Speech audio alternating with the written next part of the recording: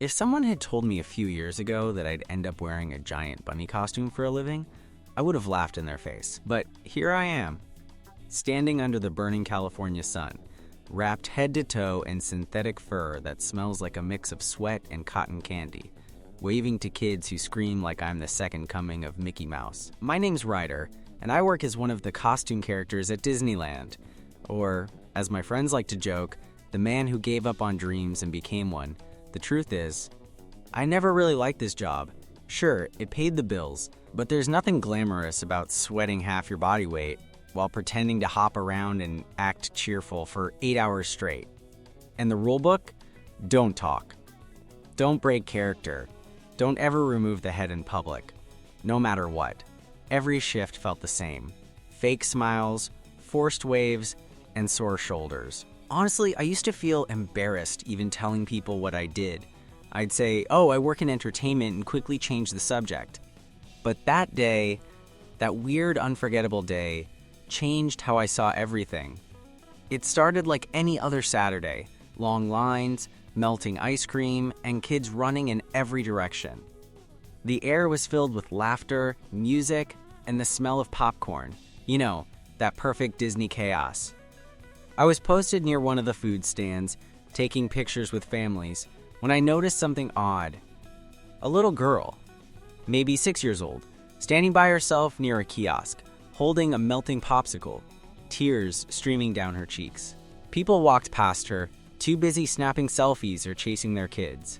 And there she was, crying quietly, shoulders shaking. So I walked over, or more like hopped over, because apparently, bunnies don't walk. I crouched down beside her.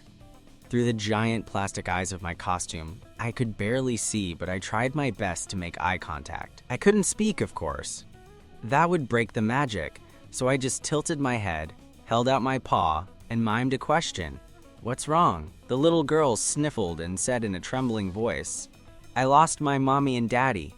My heart dropped. In a park this crowded, that's every parent's worst nightmare, and every staff member's too. I pointed at myself, then made a big sweeping gesture toward the park, trying to say, "I'll help you find them." She nodded, still crying.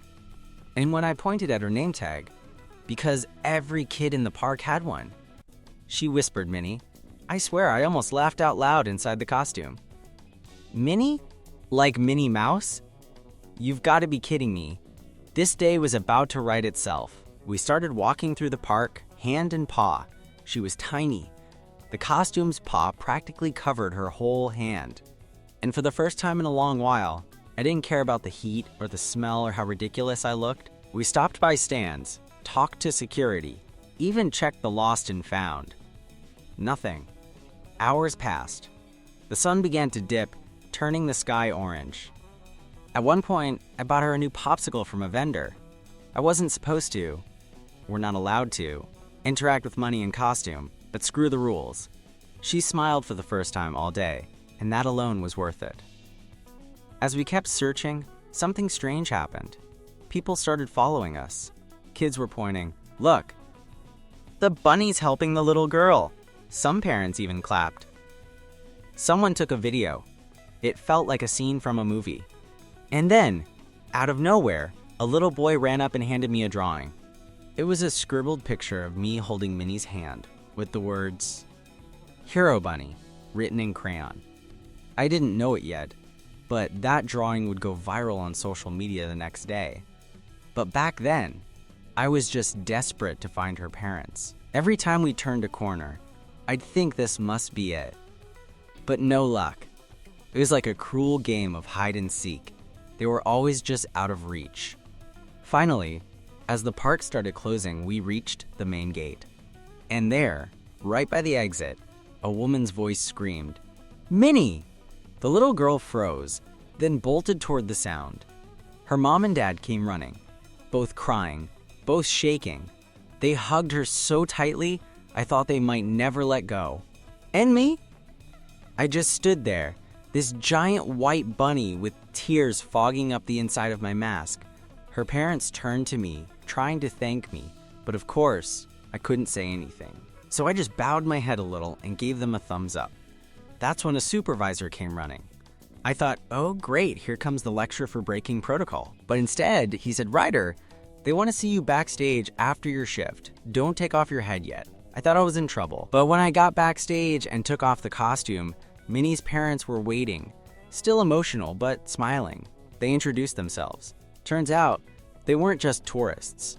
They owned a major travel company based out of Miami.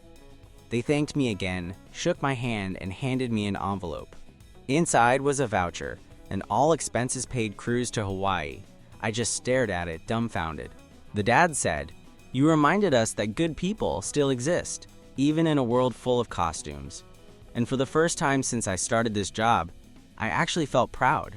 That night, as I left the park, the fireworks exploded over the castle.